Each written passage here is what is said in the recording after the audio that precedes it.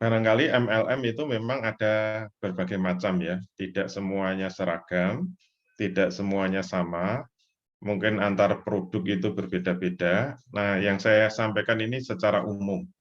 Umumnya MLM itu skemanya seperti yang saya sampaikan. Tapi kalau nanti ada yang berbeda, tidak ada masalah. Silakan saja nanti bisa didiskusikan. Nah, sebagai pengantar, dalam mengembangkan bisnis, saat ini ada model pemasaran yang sangat terkenal, yaitu multi-level marketing. Kenapa ini digunakan? Karena dengan menggunakan skema MLM, produk barang itu diharapkan bisa cepat tanpa harus menggunakan media-media promosi, media-media periklanan yang biayanya sangat mahal. Menggunakan skema MLM ini, insya Allah sangat mudah, murah, meriah. Dan umumnya perusahaan akan cepat nilai penjualan yang sangat besar dengan metode MLM ini. Nah, bagaimana tinjauan hukum syariah terhadap model pemasaran sistem MLM ini? Apakah boleh atau haram? Kita lihat faktanya. Multi-level marketing itu pemasaran yang dilakukan melalui banyak tingkatan. Tingkatan-tingkatannya biasanya disebut upline atau tingkat atas, kemudian bawahnya disebut downline. Downline itu tingkatan yang di bawahnya. Untuk masuk ke dalam jaringan bisnis ini, jaringan pemasaran bisnis ini, setiap orang harus menjadi membership, menjadi member atau anggota jaringan. Ada yang menyebut sebagai distributor. Caranya adalah mengisi formulir membership dengan membayar sejumlah uang pendaftaran, disertai dengan pembelian produk tertentu, agar member tersebut mendapatkan poin. Poin-poin inilah yang paling penting dalam bisnis ini. Cari yaitu poin-poin, karena ini akan menentukan besar kecilnya bonus yang akan diperoleh. Poin-poin tersebut dapat dihitung berdasarkan pembelian langsung maupun pembelian tidak langsung. Pembelian langsung dilakukan oleh masing-masing member. Sedangkan pembelian tidak langsung dilakukan oleh jaringan member. Insya Allah ini mudah dipahami. Dari perhitungan sejumlah akumulasi poin tersebut, inilah yang akan menentukan besarnya bonus jaringan. Inilah kelebihan MLM sehingga banyak diminati. Ditambah lagi ada potongan harga yang langsung diberikan yang tidak akan diperoleh kalau tidak menjadi member. Jaringan dalam MLM itu dibangun berdasarkan formasi. Ada formasi top down, atas bawah, ada formasi left right, kiri kanan, dan ada formasi yang memadukan keduanya. Dan biasanya dua-duanya inilah yang digunakan. Nah, formasi tersebut tidak akan hidup, tidak akan ada benefit, keuntungan yang berupa bonus tadi ya. Nah, bonus inilah yang akan dikejar. Ada bonus potongan harga, ini bonus langsungnya, ada bonus pembelian langsung, ada bonus jaringan atau komisi kepemimpinan jaringan. Ini bonus-bonus inilah yang dalam MLM ini. Nah, dari ketiga macam bonus ini, tentu saja seperti yang kita singgung tadi, yang diimpi-impikan, yang dikejar-kejar, yang dikumpul-kumpulkan itu bonus yang ketiga, yaitu bonus jaringan ya, bonus jaringan. Makanya yang paling dikejar oleh MLM itu adalah memperbesar jaringan. Karena nanti semua belanja-belanja yang dilakukan oleh member di jaringan bawahnya itu semuanya ada fee atau bonus untuk upline-nya. Jadi bonus ini diberikan karena faktor jasa masing-masing member dalam masih jaringannya. Dengan kata lain, bonus ini diberikan karena member telah berjasa menjualkan produk perusahaan secara tidak langsung. Nah, oleh karena itu peran member di dalam MLM ini biasanya disebut dengan istilah sponsor atau promotor atau referee, pemakelaran. Demikian posisi member dalam jaringan itu ada dua, yaitu sebagai pembeli langsung dan ada posisi sebagai maklar. Disebut pembeli langsung, yaitu ketika member membeli produk secara langsung kepada perusahaan atau melalui distributor atau stokis. Disebut maklar karena dia telah menjadi perantara rekrutan yang telah dilakukan bagi orang lain untuk menjadi member. Dan selanjutnya, ketika member-member itu belanja, maka maklar itu akan dapat bonusnya atau fee-nya. Dari sini dapat disimpulkan bahwa dalam praktiknya seorang member dalam MLM dapat memperoleh dua macam bonus. Tadi berupa potongan harga dan juga poin yang secara akumulatif bisa dinominalkan dalam sejumlah uang tertentu. Jadi kalau dia rajin belanja akan dapat potongan harga langsung dan poin-poin karena belanja langsungnya. Yang kedua, bonus tidak langsung itu diperoleh dari formasi jaringan di bawahnya yang dibangun ke kanan bawah. Bonus ini dihasilkan melalui proses pemaklaran. Yaitu karena jaringan di bawahnya itu belanja, maka pemimpin jaringan itu akan mendapatkan bonus karena belanja dari jaringannya. Itu fakta MLM. Nah, hukum MLM, kita lihat fatwa yang ada dulu ya. Jadi fatwa yang membolehkan MLM. Kita harus bisa melihat kenapa MLM itu dihalalkan. MLM itu dibolehkan, bahkan ada yang banyak sudah mendapatkan sertifikat. Kita lihat dasar faktanya. Fakta yang membolehkan MLM itu dalilnya menggunakan kaidah fikih, ya. Al-aslu fil muamalat al-ibahah. Illa ayadulla dalilun ala tahrimiha. Hukum asal dari muamalah itu boleh kecuali kalau diharamkan. Nah, dalil yang mengharamkan menurut pemberi fatwa ini kalau muncul al-mahzurat. Unsur-unsur yang diharamkan itu ada 4 yang menjadi patokan. Yaitu dilihat produknya, kalau produknya haram maka MLM-nya haram. Yang kedua, apakah ada kalau ada unsur judinya maka haram. Yang ketiga, kalau ada unsur ghorornya atau ketidakpastian. Kalau ada unsur ketidakpastian maka itu haram. Yang keempat, kalau ada unsur riba. Kalau mengandung riba maka itu haram. Kesimpulannya apa? Jika keempat unsur itu tidak ada, al-mahzurat yang tadi tidak ada, maka MLM itu akan diberi apa? Fatwa halal. Kemudian diberi sertifikat halal. Dan faktanya yang sudah kita buka tadi, MLM umumnya tidak mengandung 4 unsur tadi. Produknya tidak mengandung unsur keharaman, ada maisirnya, tidak ada ghorornya, tidak ada ribanya. Biasanya disebut maghrib, maisir, ghoror, riba. Jadi kalau produknya haram, tidak ada maghribnya, maisir, ghoror, riba, maka fatwanya apa? MLM itu halal. Dan akan mendapat sertifikat halal. pertanyaan cukup, berarti hukumnya halal. Selesai. Benarkah demikian?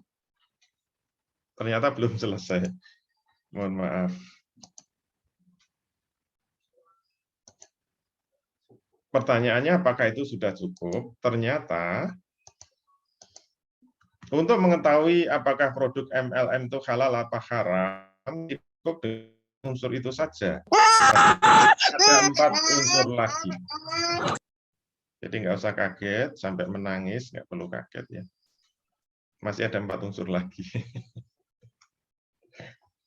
Ya saya kalau ngaji sama emak-emak selalu ada backing vokal ya. Itu menunjukkan pahalanya sangat besar. Plus mengaji, Masya Allah, Masya Allah. Bapak-bapak nggak ada yang bisa ngalahin. Sekali lagi, ternyata untuk menyatakan MLM itu halal atau haram masih harus 4 lagi yang harus dilihat. Yang pertama adalah apakah ada unsur multi akad di dalam MLM itu. Yang kedua, apakah ada samsaroh atas MLM itu. Yang ketiga, apakah ada unsur ghabn fahisi. Yang keempat, apakah ada unsur bonus yang menjadi akad yang dikaitkan dengan akad yang lain. Bonusnya apakah diikatkan dengan akad yang lain atau tidak. Artinya apa? Kalau 4 unsur tidak ada, berarti insya Allah MLM itu 100% halal. Jangan khawatir ya, jangan. Insya Allah halal. Oleh karena itu, mari kita periksa satu-satu.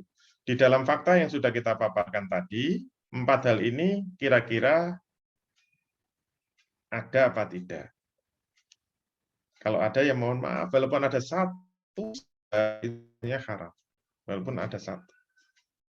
Apalagi 2, apalagi 3, apalagi 4, 4-nya ada. Berarti 400% haram. Masya Allah. Ya, semoga aja nggak ada, sehingga halal ya. Makanya saya katakan tadi, masing-masing produk beda-beda. Kita tidak bisa mengeneralisir semua MLM harus lihat faktanya, prakteknya, skemanya, transaksinya. Baik, kita lihat. Nomor 1, apa yang dimaksud dengan unsur multi akad? Apakah dalam MLM ada multi akadnya atau tidak? Kita lihat, ini berdasarkan fakta tadi ya. Dia mungkin MLM yang lain tidak ada. Jika dalam pengangkatan anggota baru atau member baru dalam sistem MLM itu ada ketentuan. Nah, ada ketentuan. Untuk menjadi member harus membayar uang pendaftaran sebagai syarat untuk menjadi anggota dan untuk mendapatkan produk dari perusahaan tersebut. Jadi membayar menjadi anggota sekaligus membeli produk itu. Maka berarti dalam MLM itu ada multi akadnya, ada akad gandanya. Kenapa? Sebab dalam persyaratan ini telah terjadi 2 transaksi sekaligus, yaitu terjadi transaksi jual makelaran dalam satu kesatuan akad. Jadi tujuan menjadi member itu kan untuk menjadi makelar. Salah satu ciri makelar itu mendapatkan diskon dari harga produk itu, sehingga bisa menjadi makelar. Ternyata untuk menjadi makelar harus mendaftar, harus membayar, dan harus kalau menjadi makelar harus membeli produk, maka itu membuat apa? Terjadi multi akad. Karena kalau aslinya makelaran itu tidak perlu ada keharusan membeli produk. Kalau diharuskan membeli produk, berarti ini jual beli digabung dengan makelaran. Ini harus paham ya.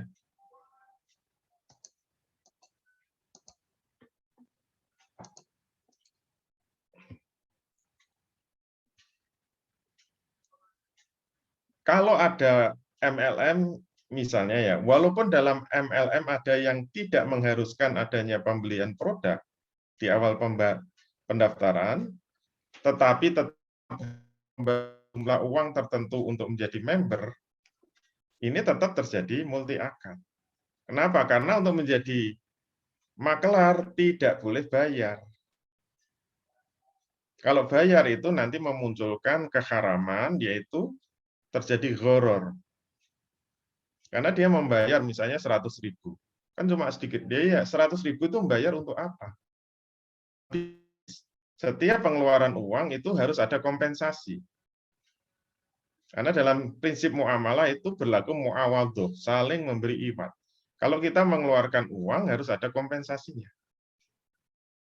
Kalau memberikan uang nggak ada kompensasinya, namanya infak, sodako, hibah. Tapi kalau bisnis atau tijariyah, setiap uang yang kita berikan harus ada kompensasi. Kalau kompensasinya tidak pasti, misalnya ibu-ibu itu mendaftar jadi member sebuah supermarket. Ini mau nggak jadi member, nanti bayarnya 100.000. Nanti setiap belanja ada poin-poin. Nah, pertanyaannya 100.000 itu kompensasinya apa? Kalau tidak pasti itu namanya mungkin saja belanja lagi, mungkin saja tidak. Ketidakpastian itulah yang disebut gharar. Selain itu, adanya membership atau keanggotaan tersebut akan mempunyai dampak diperolehnya bonus jika melakukan pembelian di kemudian hari. Yang kalau tidak menjadi member tidak mendapatkan bonus. Ada multi akad, yaitu pembelian yang dikaitkan dengan bonus. Bonus itu akad, nanti kita bahas sendiri ya. Poin yang keempat ya. Bonus itu akad, jual beli itu juga akad. Bonus-bonus ini tidak menjadi anggota. Selain itu, nanti untuk mencairkan bonus juga wajib tupo kan, tutup poin kan, harus membeli. Kalau enggak cair. Sehingga membership itu tetap dikategorikan sebagai akad. Karena memiliki dampak, yaitu kalau kita belanja, jual beli, maka kita mendapatkan bonus. Padahal bonus itu seharusnya diberikan untuk makelar tanpa harus jual beli. Misalnya Ustadz Agung punya rumah. Kemudian kalau saya pengen jadi makelar kan tinggal ngomong dengan Ustadz Agung, saya ini siap menjadi makelar untuk menjualkan rumah. Oke, silakan nanti bonusnya berapa? 5% atau fee-nya berapa? 5% dari penjualan rumah. Nah, itu namanya bonus atau fee. Dan saya kan tidak perlu membeli rumah Ustadz Agung dulu. Tugas saya cuma menjual, kalau menjual dapat bonus. Dalam MLM, kalau kita tidak membeli dulu atau tidak mendaftar dulu, tidak membayar pendaftaran dulu, kita tidak bisa dapat bonus, walaupun kita bisa menjual rumah. Ketika saya sudah berhasil menjualkan, saya minta, Ustadz Agung, bonusnya mana? 5%. Loh, Anda nggak menjadi member. Loh, harus jadi member? Iya. Syaratnya apa? Harus bayar jadi member. Nah, berarti kan saya tidak bisa dapat bonus kalau saya tidak jadi member. Berarti member menjadi member yang membayar itu akad, nanti untuk konsekuensinya untuk mendapatkan bonus dari penjualan. Padahal di dalam makelaran, dalam akad makelaran yang murni di dalam fikih, untuk menjadi makelar tidak perlu membayar, hanya berakad saja. Kalau membayar harus menjadi member, itu berarti ada multi akad dan ada gharar di situ. Itu yang nomor 1. Sekarang kita lihat, kenapa multi akad dilarang? Karena memang berangkat dari makna akad. Kita harus tahu definisi akad itu apa. Secara syar'i, makna akad itu apa? Irtibatu ijabin biqabilin ala wajhi masru'in yazaru asrohu fi mahali. Yang disebut dengan akad itu ikatan ijab dan qabul yang sesuai dengan hukum syariat yang menimbulkan akibat hukum pada objek akad. Jadi gara-gara ijab dan qabul itu akan membuat objek akad statusnya berubah sesuai dengan akad. Contohnya jual beli, akad ijab qabul jual beli akan membuat apa? Objek akadnya berubah status hukumnya. Misalnya saya membeli mobil dari Ustadz Agung. Semula mobil itu milik Ustadz Agung. Kemudian saya berakad jual beli. Begitu saya kabul, maka mobil itu berpindah milik. Dari miliknya Ustadz Agung berpindah menjadi milik saya. Perpindahan milik itu konsekuensi dari akad jual beli atau muqtadul akad jual beli. Nah, setiap akad itu memiliki satu konsekuensi. Hanya satu konsekuensi akad. Dengan sewa-menyewa. Kalau Ustadz Agung punya mobil, kemudian saya sewa, ketika telah terjadi akad sewa-menyewa, maka muqtadul akadnya atau konsekuensi akad sewa-menyewa itu perpindahan manfaat. Tidak ada perpindahan milik. Jadi selesai waktu sewa, mobil harus dikembalikan. Konsekuensi akad dari sewa-menyewa. Oleh karena itu, kalau sampai terjadi multi akad, itu akadnya jadi rusak, jadi cacat. Kenapa? Karena setiap akad hanya memiliki satu konsekuensi. Contoh multi akad yang sehari-hari kita praktekkan itu apa? Kebanyakan motor dengan leasing ya. Leasing itu menggabungkan sewa menyewa dengan jual beli. Jadi leasing itu hukumnya haram. Kenapa? Rusak. Motor yang kita beli ketika masa kredit itu tidak jelas motor ini milik siapa. Kalau dikatakan milik dealernya, nggak benar. Coba dicek BPKB-nya atas nama siapa. STNK-nya atas nama siapa? Kan atas nama pembeli. Berarti itu milik pembeli. Benarkah milik pembeli? Tidak. Ternyata kalau kreditnya itu macet, berhenti, motor langsung diambil, dan uang yang sudah dibayarkan dianggap sewa-menyewa. Tidak ada yang dikembalikan. Padahal kalau ada pembatalan jual beli, boleh syaratnya apa? Motor dikembalikan, uang cicilannya harus dikembalikan. Itu pembatalan jual beli. Kalau motor diambil, uang yang dibayarkan tidak dikembalikan, namanya sewa. Nah, akad itu sewa apa jual beli? Kan bingung itu. Kalau cicilan nggak dikembalikan kan sewa. Benarkah itu sewa menyewa? Enggak juga. Kalau selesai, kreditnya selesai, dianggap jual beli. Kan bingung. Itu namanya multi akad. Multi akad pasti rusak. Semua akad itu rusak kalau multi akad.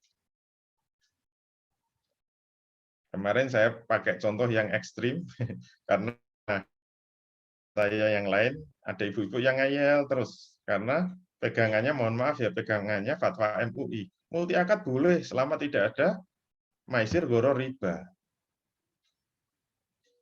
Berarti leasing boleh. Kalau dalam bahasa Bank Syariah kan IMBT ya. Ijarah muntahiyah bitamlik. Ijarah muntahiyah bitamlik itu sewa menyewa jual beli. Itu bahasa Arabnya leasing gitu loh. Nah, ibu-ibu itu ngayal terus. IMBT itu halal menurut MUI. Boleh menurut MUI karena selama tidak ada maisir gharar riba itu hukumnya halal. Karena sewa menyewa itu halal, digabung dengan jual beli halal, maka jadinya halal. Menurut MUI begitu. Padahal menurut Nabi, kalau menurut hadis Nabi itu multi akad itu haram secara mutlak. Nah, Rasulullah Shallallahu Alaihi Wasallam an safqataini fi safqatin wahidatin. Nabi Shallallahu Alaihi Wasallam itu mengharamkan, melarang dua akad digabung dalam satu akad. Walaupun itu dengan halal jadinya haram.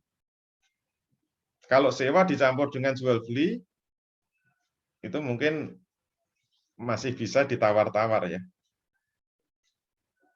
Ketika saya kasih contoh yang lebih ekstrim, misalnya ya, mohon maaf, kalau ada wanita dinikah, akadnya apa? Akad nikah.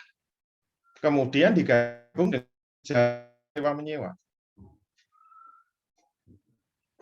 Nikah itu syaratnya apa? Harus ada apa? Dua mempelai, harus ada wali, harus ada mahar, harus ada dua orang saksi, harus ada ijab kabul. Konsekuensi akad nikah itu tidak ada batas waktu, tidak boleh ada batas waktu di dalam. Sedangkan sewa menyewa, kayak menyewa mobilnya Ustadz Agung tadi, ciri sewa menyewa harus ada batas waktu. Nggak boleh nyewa mobil nggak ada batas waktu. Coba bayangkan kalau akad nikah digabung dengan akad sewa menyewa. Akad nikah itu halal, sewa menyewa itu halal. Kalau digabung jadi apa? Kawin kontra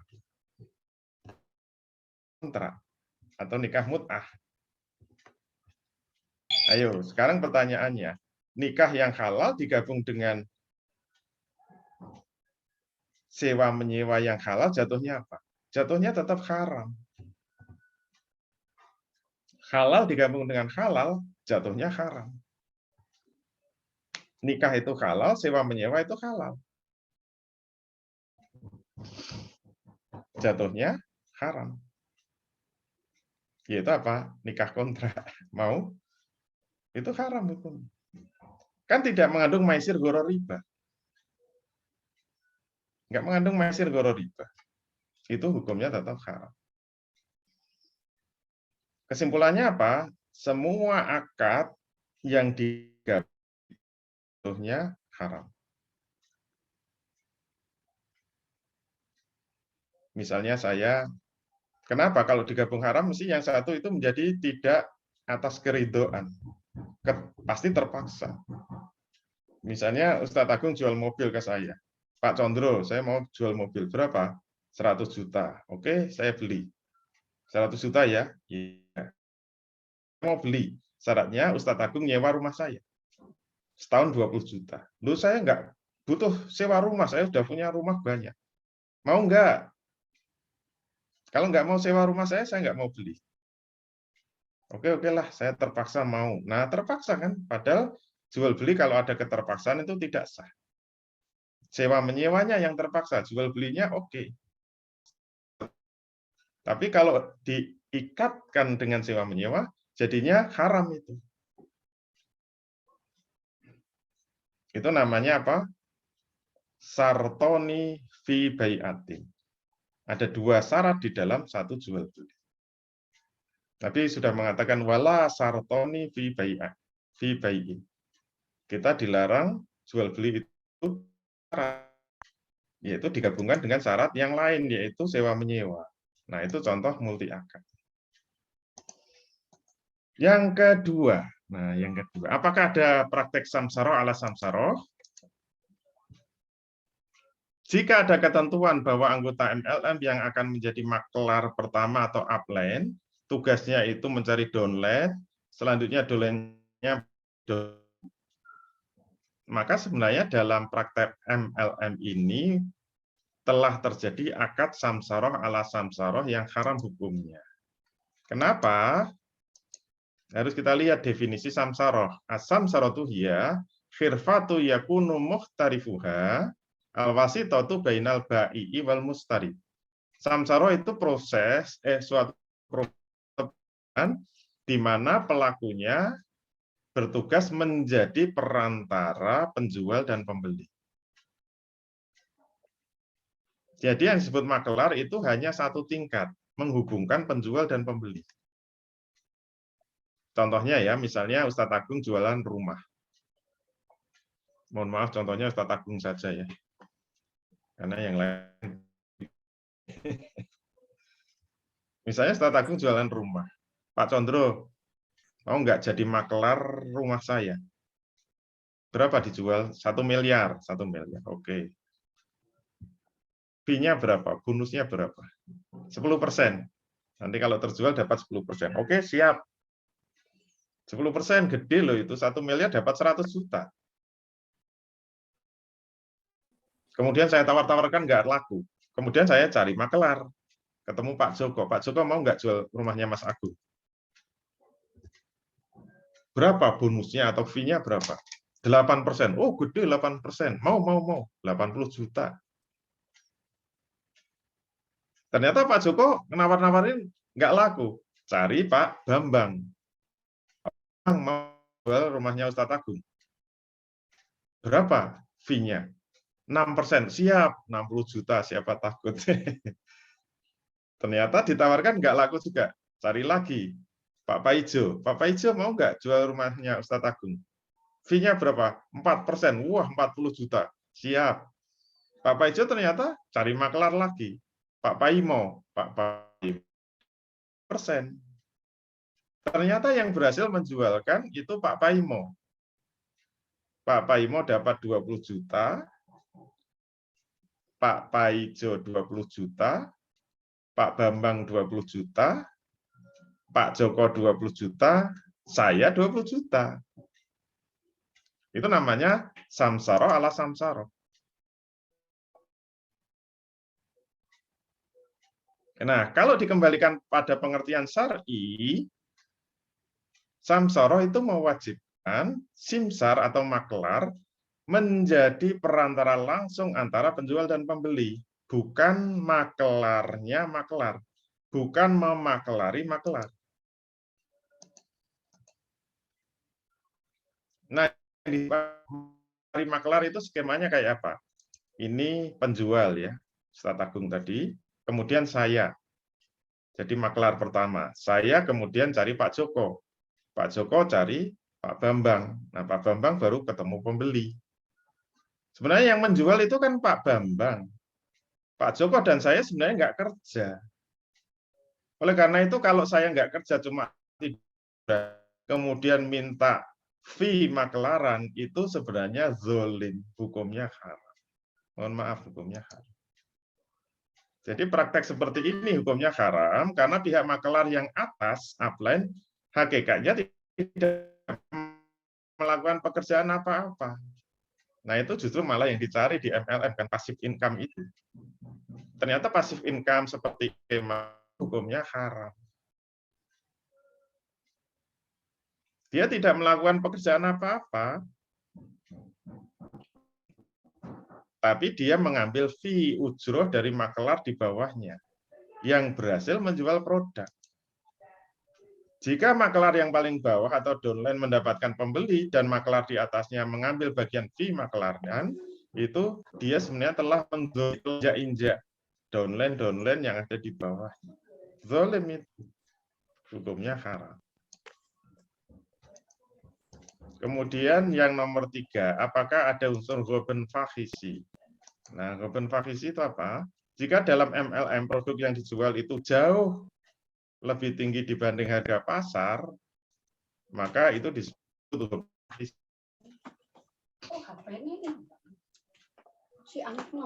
Jadi ghoben fakhisi itu aslinya menjual barang dengan harga yang sangat tinggi atau sangat keji, jauh lebih tinggi dari harga pasar. Sementara pihak pembeli tidak tahu harga pasar. Misalnya jual ya madu itu paling satu botol berapa sih? 25.000, 35.000. Kemudian pura-puranya ya, ghoben itu memang ada unsur penipuan. Ini ada khasiatnya. Misalnya ini madu yang diberi apa? Diberi obat kuat misalnya. Harganya berapa? Harganya 300. Ya madu biasa itu 30.000, harganya menjadi 300.000. Ini hukumnya haram. Jadi ini berlaku untuk semua jual beli ya. Kalau jual beli, berapa harga yang harus kita jual? Acuannya itu harga pasar. Boleh lebih tinggi, boleh lebih rendah, tapi tidak boleh terlalu tinggi dan menawar terlalu rendah. Itu namanya. Misalnya saya jualan batik, batik Jogja. Ada turis datang, Pak, batiknya bagus. This is very good. How much? Misalnya dia tanya, berapa ini harga? Padahal ini harganya 500.000. Saya tahu ini pasar. 5 juta ser. Misalnya saya bilang 5 juta rupiah. Oke, saya beli. Ini hukumnya haram. Memanfaatkan ketidaktahuan pembeli dengan menaikkan harga sangat keji. Itu namanya penipuan. Ghoben fahish. Berdasarkan dalil, anna rajulan dzakara lin Nabi sallallahu alaihi wasallam annahu yukhda'u fil buyu'i. Faqala idza bay'ata faqul la khilafah. Bahwasanya ada seorang laki-laki menyampaikan kepada Nabi sallallahu alaihi wasallam bahwa dia telah menipu dalam jual beli. Maka beliau bersabda, kalau jual barang katakanlah dijamin tidak ada penipuan. Menipu memang ada dua macam ya. Menipu menyembunyikan cacat barang itu hukumnya haram. Menipu karena memanfaatkan ketidaktahuan pembeli. Dua-duanya namanya penipuan, khilafah. Itu haram hukumnya. Baik, yang keempat,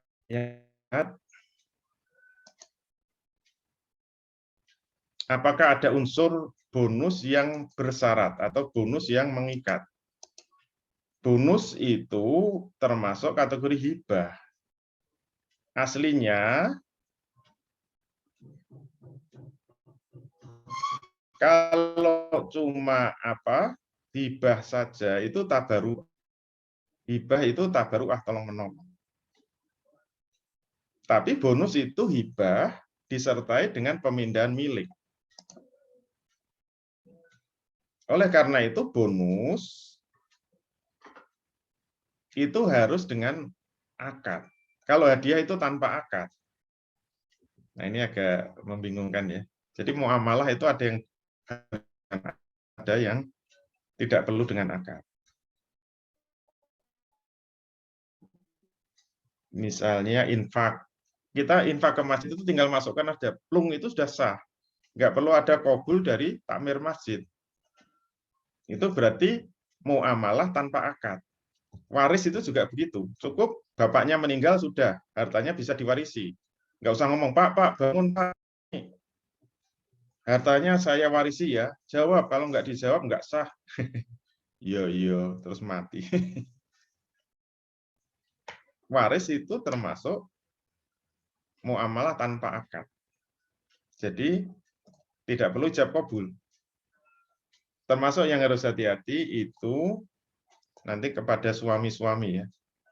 Ibu-ibu harus suami. Kalau suami sampai mengatakan, kamu saya cerai, mungkin saking marahnya, kamu saya cerai, itu sudah jatuh talak, jatuh cerai.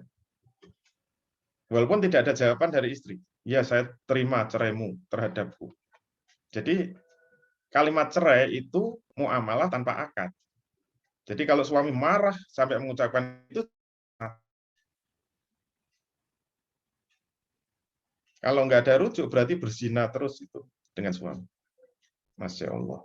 Itu muamalah tanpa akad.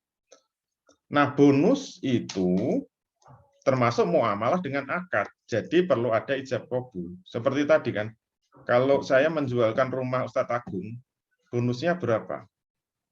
5% mau nggak? Ya, saya mau. Nah, itu namanya qabul. Itu namanya ijab kabul. Beda dengan hadiah. Pak Chandra nanti kalau sudah bisa menjual rumah saya kasih hadiah. Berapa? Ya terserah saya. Nah ini enggak apa-apa, namanya juga hadiah. Tidak perlu ada akad. Pokoknya ada deh. Gitu. Jadi hibah itu berbeda dengan hadiah. Kalau hadiah memang muamalah tanpa akad. Hanya berupa tasarruf qauli. Jadi hanya ngomong saja. Insya Allah nanti tak kasih lah. Itu namanya hadiah. Tapi kalau bonus itu harus dengan akad. Jadi setiap penetapan bonus itu harus ada akad. Berarti setiap bisnis yang ada bonusnya itu berarti ada akadnya. LM itu ada ketentuan bonus karena ini akad yang mengharuskan adanya jual beli. Jadi makelarnya itu juga harus membeli barang itu, maka terjadi multi akad. Harusnya pemberian bonus atas keberhasilan menjualkan barang kan sudah, cuma dengan akad saja. Ustaz Agung, saya bisa menjualkan rumah, bonusnya berapa? 5%. Oke, siap. Nah, itu akad bonus. Selesai gitu loh. Begitu saya misalnya saya sudah berhasil menjualkan, mana 5%-nya? Nggak bisa dicairkan. Kenapa? Masih ada syaratnya. Syaratnya apa? Kamu harus menyewa rumah saya. Nah, itu kan mengkaitkan yang lain. Kalau MLM, kalau kamu mau mengambil bonus dalam bulan ini, syaratnya apa? Harus ada pembeli ya. Itu namanya apa? Tutup poin kan.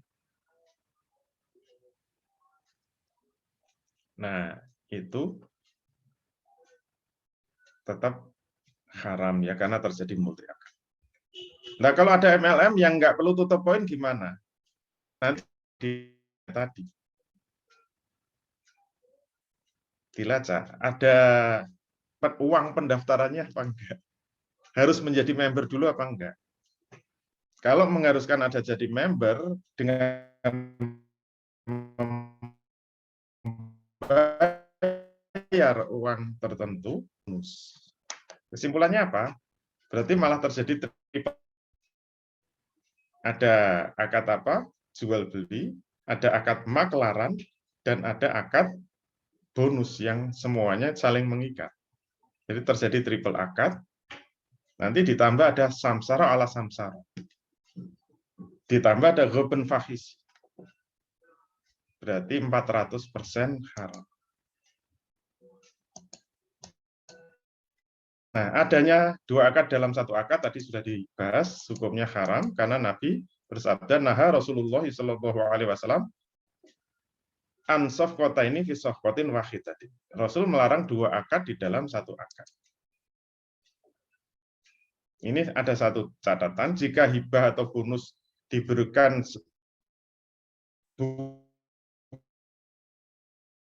bukan sebagai konsekuensi yang mengikat seperti hadiah, pokoknya nanti tak kasihlah, tidak ada akad, itu berarti boleh. Sebab jika tidak menjadi syarat yang mengikat atau adanya akad lain dalam satu kesatuan akad, itu hukumnya haram. Baik, saya tambah satu lagi, hati-hati. Ini ciri MLM yang mengandung riba, walaupun kebanyakan tidak ada ya. Yang disebut mengandung riba, yang dimaksudkan MUI tadi apa? Ciri MLM yang mengandung riba itu adanya syarat untuk menjadi member harus berinvestasi, istilahnya begitu. Walaupun judulnya investasi syariah. Tapi nggak ada produk barangnya. Biasanya menggunakan nanti dalam jangka waktu tertentu perusahaan MLM akan memberikan keuntungan berdasarkan persentase dari investasinya. Nah, itu jelas riba itu. Riba itu persen dari pokok modal. Selain keuntungan investasi, perusahaan MLM akan memberikan bonus fee atas jasanya menarik member. Kemudian disusun dengan skema Ponzi tadi. Itu jelas murni 100% riba. Karena nggak ada barang produk yang diperjualbelikan. Yaitu kerjanya cuma narik member, setiap membernya harus investasi. Nah, nanti dijanjikan misalnya nanti dapat 1% tiap bulan. Berarti kalau tiap bulan dapat 100.000 dari uang yang kita masukkan. Nanti ditambah bonus jaringan. Itu 100% riba. Walaupun ada juga yang dengan skema Ponzi, tapi pura-puranya ada bisnisnya, ada jual belinya, tapi hanya untuk kamuflase. Atau barang yang diperjualbelikan itu sebenarnya nggak ada nilainya, hanya untuk bohong-bohongan. 100 riba. Skema ini hukumnya haram karena investasi itu yang boleh dalam Islam basisnya bagi hasil, bukan persen dari pokok modal. Kalau itu diberikan berdasarkan proses atas uang yang disetorkan, kalau 10 juta berarti tiap bulan 100.000, 100 juta berarti tiap bulan 1 juta, 1 juta. Itulah yang disebut riba nasi'ah. Riba nasi'ah itu apa? Az-ziyadatu fi muqabilil ajli. Tambahan karena kompensasi waktu. Pokoknya tiap bulan dapat, tiap bulan dapat. Dan itu haram sesuai dalil dari sabda Nabi, kullu qardin jarra manfaatan fahuwa riba. Setiap yang memunculkan manfaat itu adalah riba. Sekian, Assalamualaikum warahmatullahi wabarakatuh.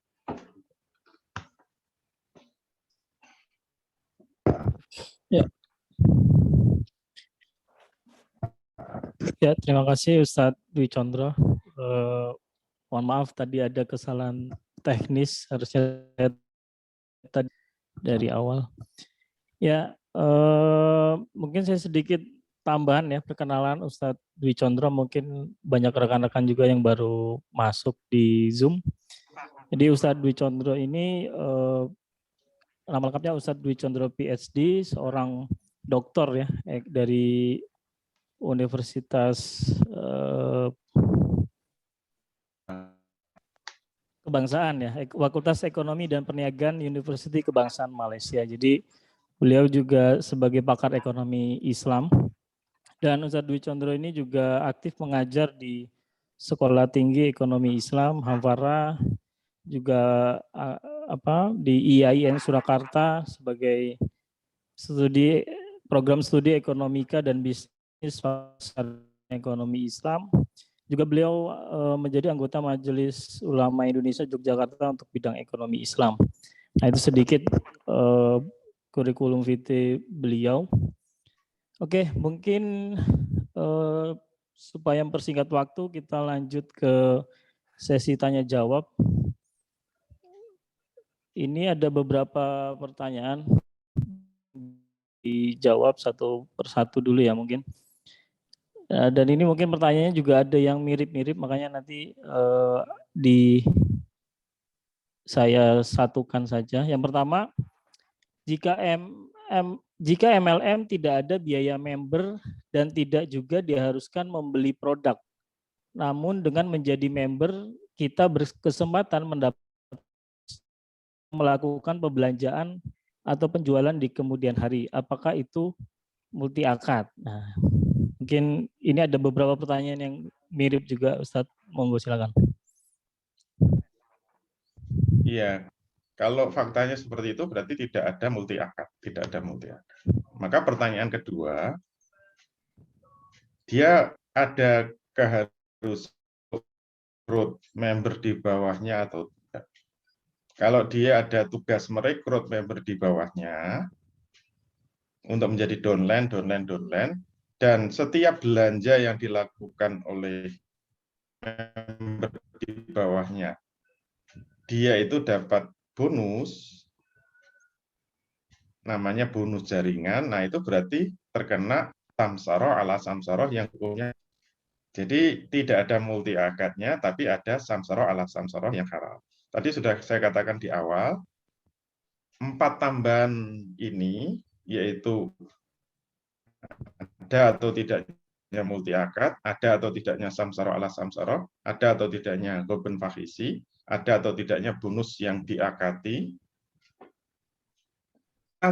misalnya multi akadnya hilang, tidak ada. Kemudian bonus yang diakati tidak ada, misalnya. Kemudian harganya juga sesuai harga pasar. Tapi kalau ada kewajiban merekrut downline dan setiap belanja dari downline apply-nya itu dapat, nah itu namanya samsara ala samsara yang hukumnya haram. Itu namanya samsara ala samsara. Gitu ya, Allah.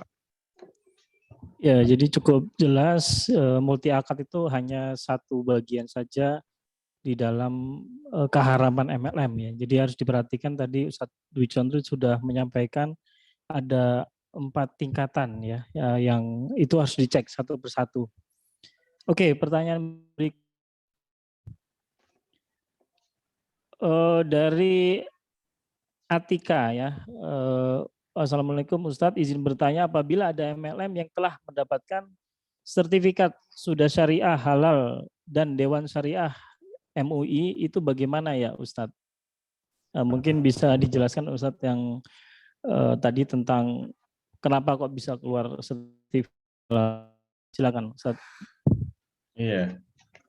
Tadi sudah saya sampaikan, dasar MUI mengeluarkan fatwa halal itu kalau MLM-nya produknya halal, tidak ada riba, tidak ada maisir, tidak ada gharar.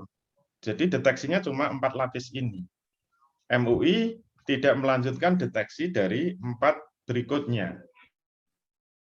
Multi akad atau tidak, ada samsara ala samsara atau tidak, ada ghaban fakisi atau tidak, ada bonus yang diakati atau tidak.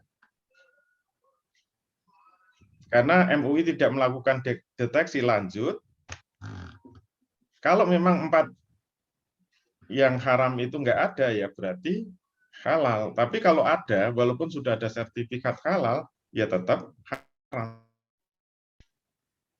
Itu sama saja, ya mudahnya ada warung, ada restoran diberi sertifikat halal menurut MUI. Tapi ternyata restorannya masih jualan daging babi misalnya, tapi MUI nggak tahu apakah label halal itu berlaku. Kan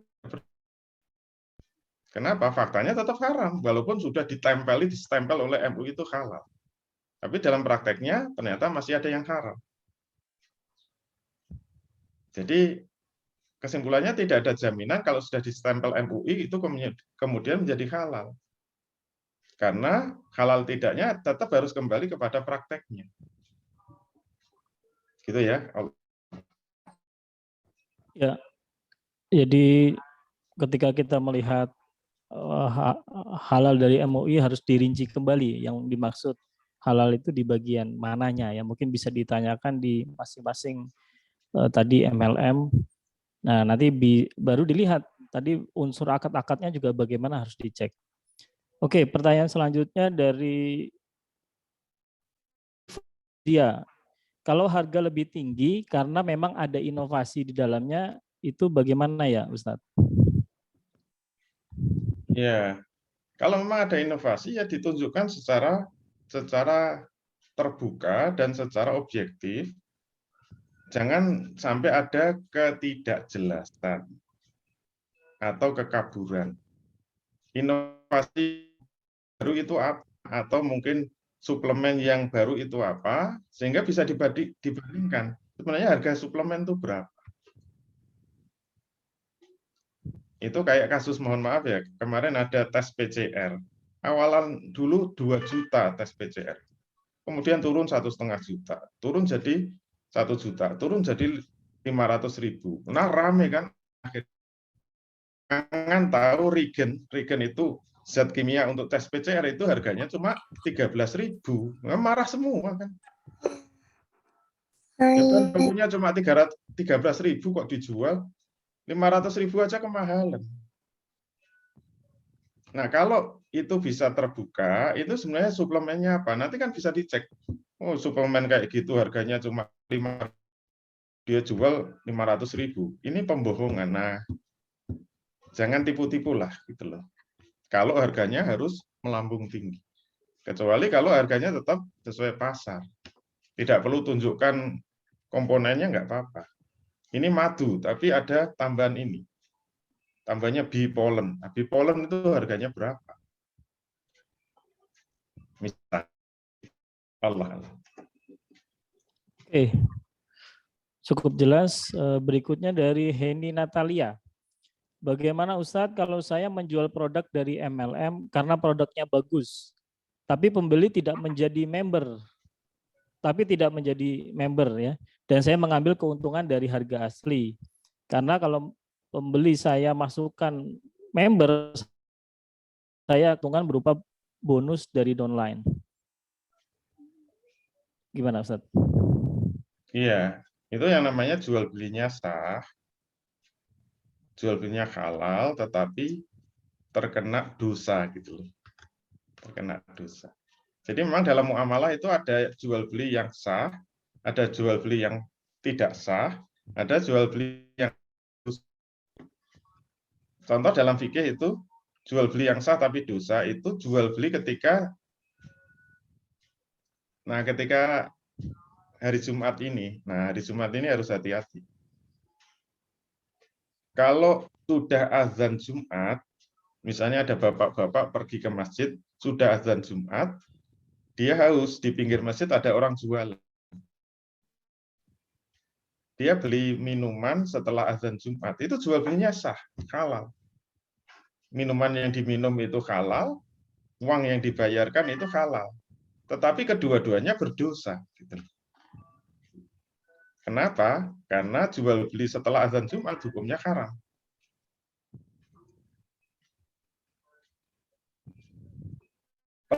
Kalau membeli, kalau itu tahu produk MLM, menjual produk MLM, ya kalau hanya menjual beli kan selama rukun dan syaratnya terpenuhi ya sah itu jual beli.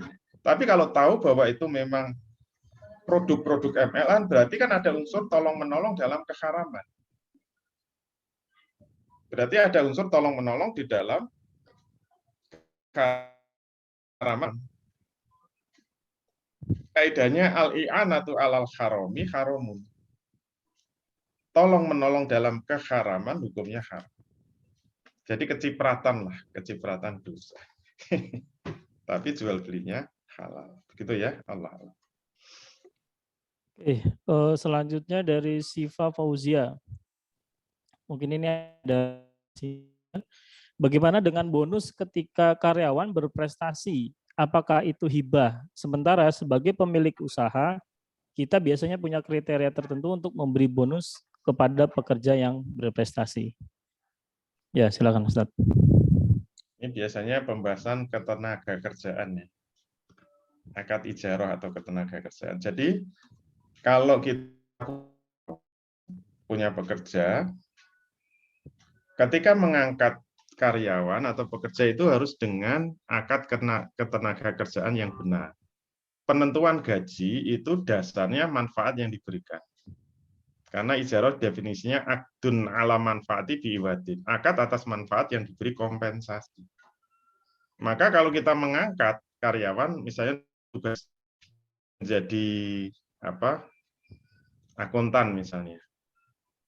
Tugasnya menjadi akuntan, gajinya sebulan 3 juta, diakati selesai. Kemudian kalau ada akad baru, misalnya saja diumumkan, semua yang berprestasi nanti akan mendapatkan, kalau dia itu bukan akad ya, tapi kalau misalnya, karena ini perusahaan sepatu, penjualan sepatu, semua karyawan yang mau menjualkan sepatu, dan kalau nanti bisa mencapai penjualan minimal 10 juta per bulan, akan mendapatkan bonus 10% dari penjualan. Nah, itu hukumnya boleh.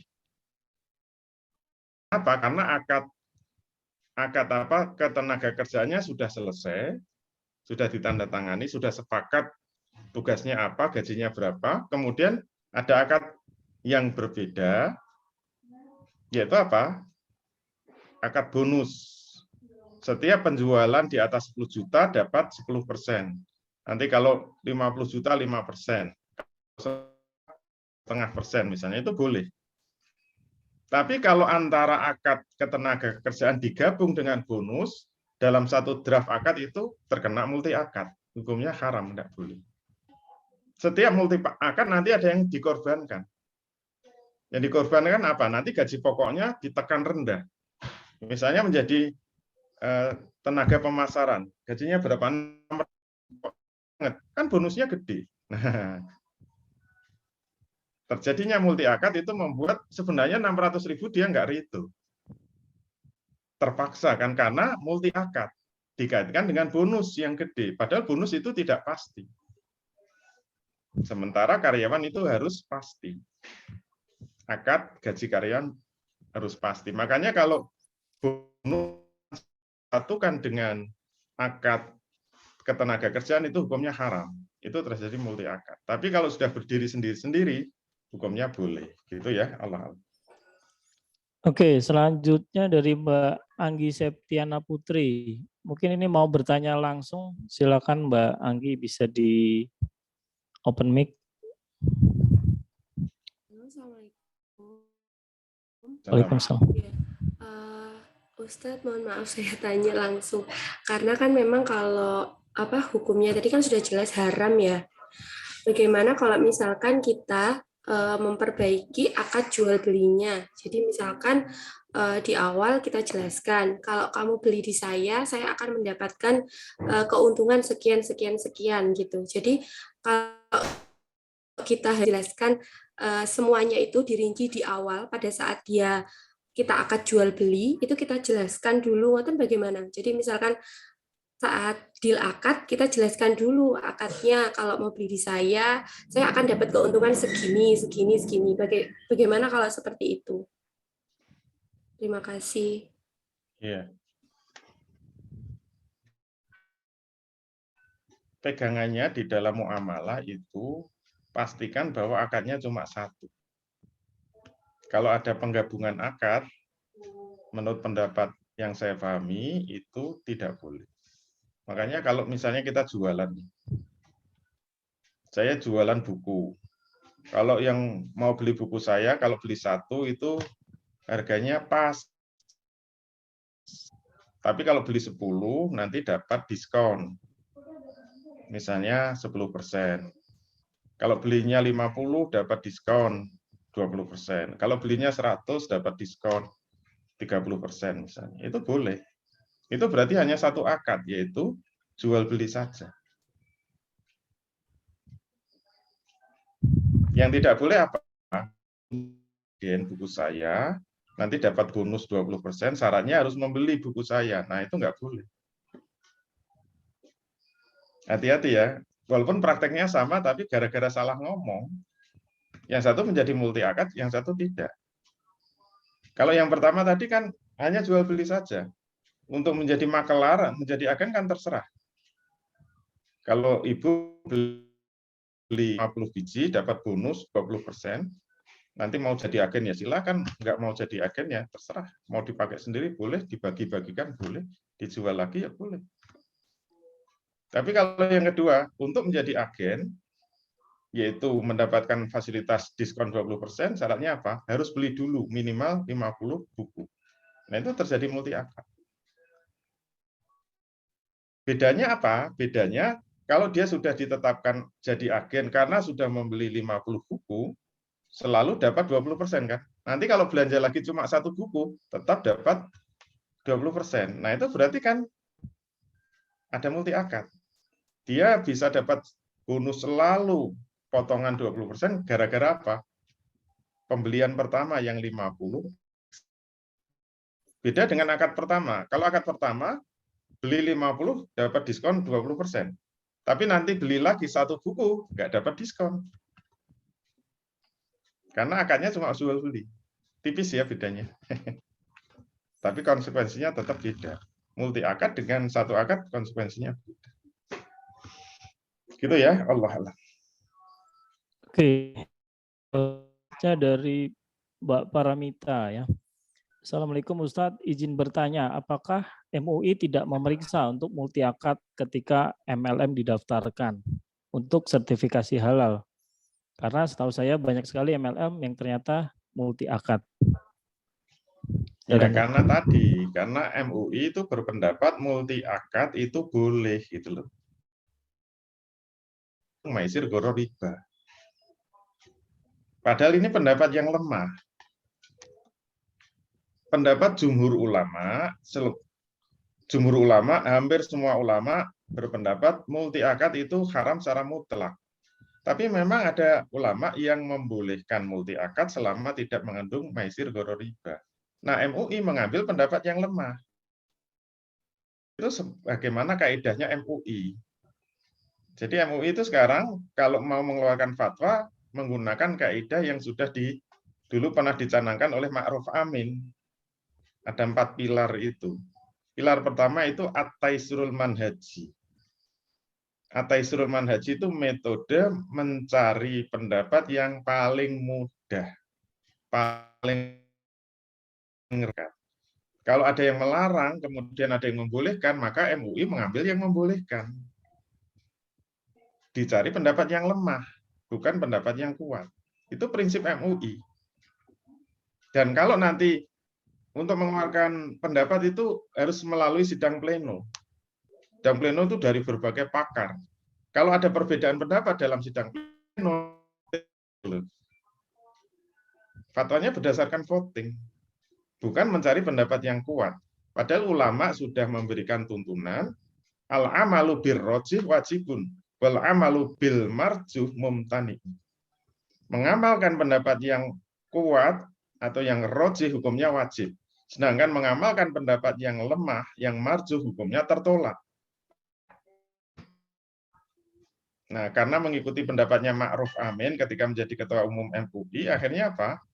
4 pilar itu digunakan. Nah, saya yang keberatan tuh yang nomor 1 itu, yaitu at-taisrul manhaji. Jadi, fatwa yang dikeluarkan bukan mengikuti pendapat yang kuat, tapi yang membolehkan. Makanya hampir semua fatwa MUI itu mesti lemah-lemah semua. Yang penting bisa dipraktek. Karena kalau mengikuti pendapat yang kuat, nanti lembaga keuangan syariah bisa tutup semua nanti. Karena mengandung multi akad semua. Bank syariah mengandung multi akad, asuransi syariah ada multi akad, pegadaian yang multi akad, sukuk ya multi akad, semua multi akad. Karena yang diambil pendapat yang lemah, bukan pendapat yang kuat. Gitu ya. Allah. Oke, mungkin dilanjut. Ini banyak pertanyaan juga yang sama tadi sudah terjawab. Ini dari Ita, kalau kita member tapi tidak merekrut member baru dengan alasan supaya dapat harga member yang murah, karena merasa cocok dengan produknya walau mahal, tapi kita dapat cashback. Ya, itu sama dengan yang tadi. Jadi jual belinya dosa. Karena ada unsur tolong-menolong di dalam dosa. Gitu ya, Allah. Ya, selanjutnya dari Arni. Assalamualaikum Ustadz, mohon diberikan dalil hadis tentang samsaro atas samsaro. Jazakumullah. Ya, dalilnya tadi. Dalil mengacunya pada dalil samsara itu sudah dalil syar'i. Khirfatu yakunu muhtarifuha al-wasitatu bainal ba'i wal mustari. Itu dalil samsara. Itu ta'rif syar'i, semua ta'rif syar'i itu adalah dalil syar'i. Ta'rif syar'i itu hukum syariat yang bersih, sehingga bisa berfungsi seperti dalil syar'i. Jadi karena dalil samsaroh itu adalah pekerjaan yang tugasnya itu mempertemukan penjual dan pembeli, maka kalau tugasnya mempertemukan penjual dan makelar itu namanya bukan simsar, bukan makelar. Itu dalilnya. Itu hukum syariat yang bersifat kuli. Gitu ya. Ya. Allah. Dari Nurfaidilah, Ustadz, MLM yang saya jalani sekarang harus tutup poin untuk mendapatkan bonus. Tetapi kalau tidak berminat untuk mengambil bonus tersebut, tidak harus tutup poin. Apakah masih halal?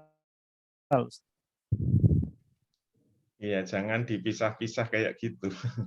mendapatkan bonus itu dari mana? Kalau dari belanja downline, nah itu namanya samsara ala samsara.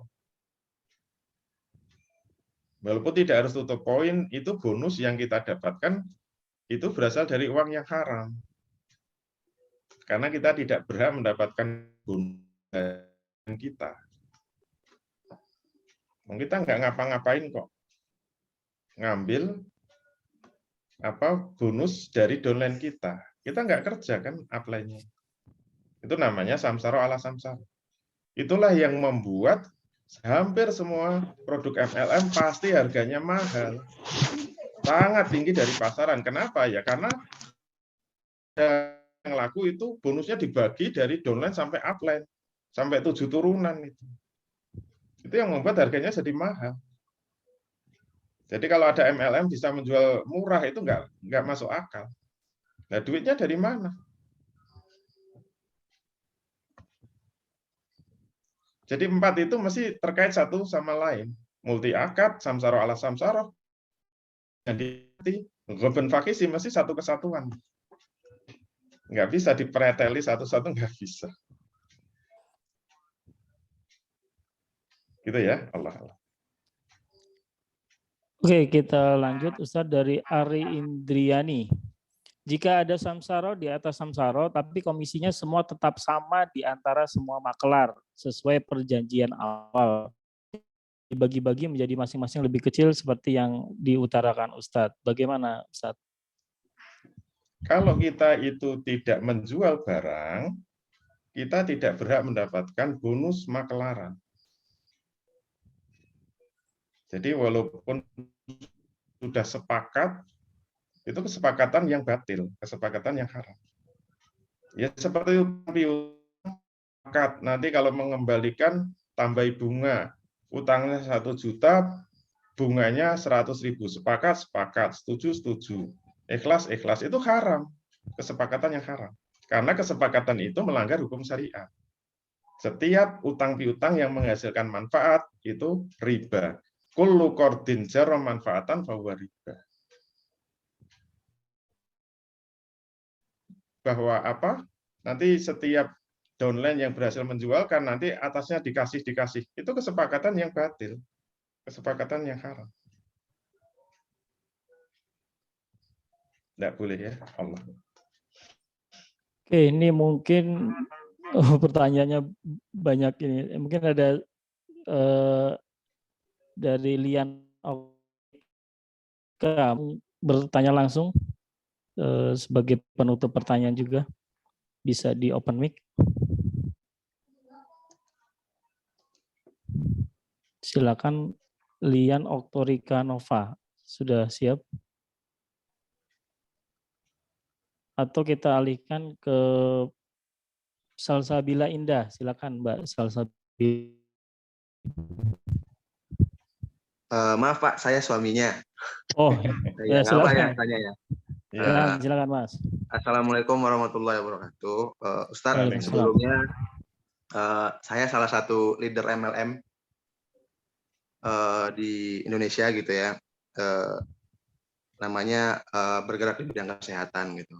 Nah, dari penjelasan Ustadz tadi itu ada beberapa hal yang masuk di kategori haram gitu. Contoh kayak tutup poin, terus samsara ala samsara tadi ada gitu kan. Terus juga di perusahaan itu juga ada marketing plan-nya. Tapi beberapa dan ada yang diperbolehkan. Nah, kira-kira itu hukumnya gimana Ustadz? Ya tadi sudah saya sampaikan, kalau ada satu saja unsur yang haram, itu jatuhnya haram. Ada satu saja. Jadi kalau halal dicampur dengan haram, jatuhnya haram. Jadi walaupun hanya satu, ya tetap jatuhnya haram. Berarti Ustadz, seluruh MLM di Indonesia hukumnya haram berarti Ustadz? Iya. Menurut pendapat saya, asal yang dimaksud MLM itu adalah samsara ala samsara. Jadi inti dari MLM itu kan samsara ala samsara. Karena ingin mendapatkan passive income dari penjualan jaringan. Nah, inti dari MLM itu. Iya, iya. Makanya kalau seperti itu namanya bukan MLM. Iya, iya. Siap, terima kasih Pak Ustadz. Wassalamualaikum warahmatullahi wabarakatuh. Waalaikumsalam warahmatullahi wabarakatuh.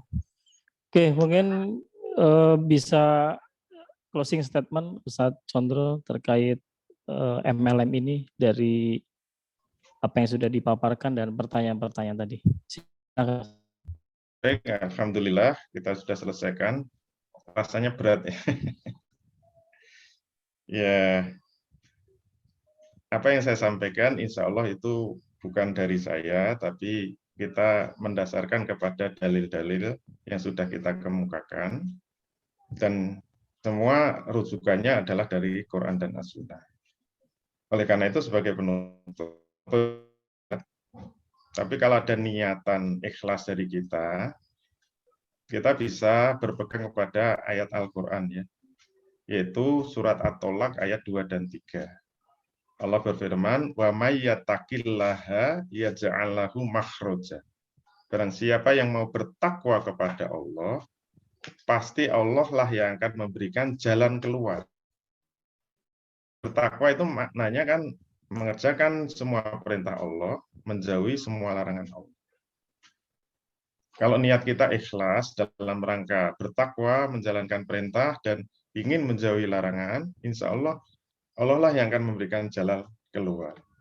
Wa yarzuqhu min haitsu la yahtasib. Dan Allah akan memberikan rezeki dari kita sangka-sangka. Rezeki itu dari Allah, bukan dari perusahaan, bukan dari MLM, bukan dari instansi, bukan dari juragan, bukan dari bos. Rezeki itu dari Allah. Kalau Allah sudah memberi rezeki itu dari arah yang tidak kita sangka-sangka. Mungkin kita kerjanya ke utara, rezeki dari selatan. Kita kerjanya ke timur, rezeki nyondol dari barat.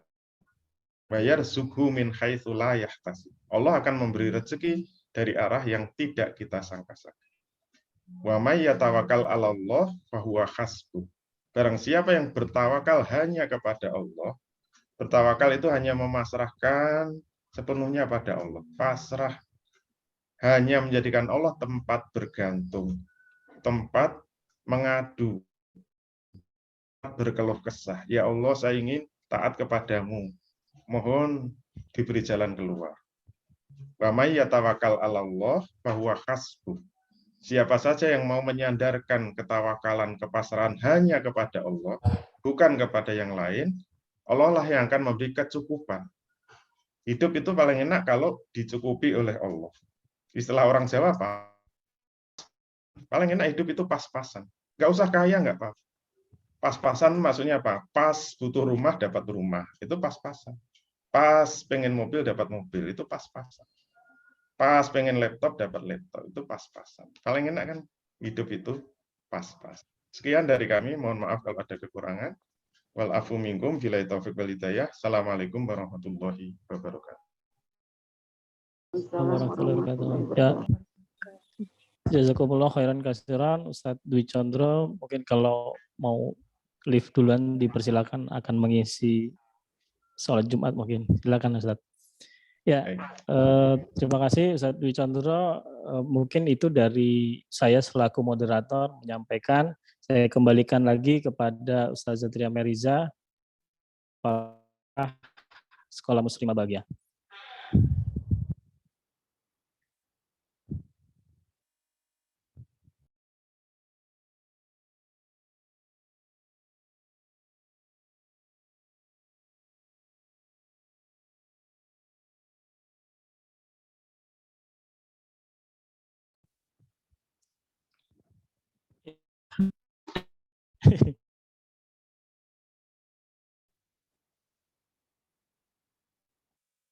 Oke, mungkin langsung saya tutup saja karena Ustaz Zatria belum online.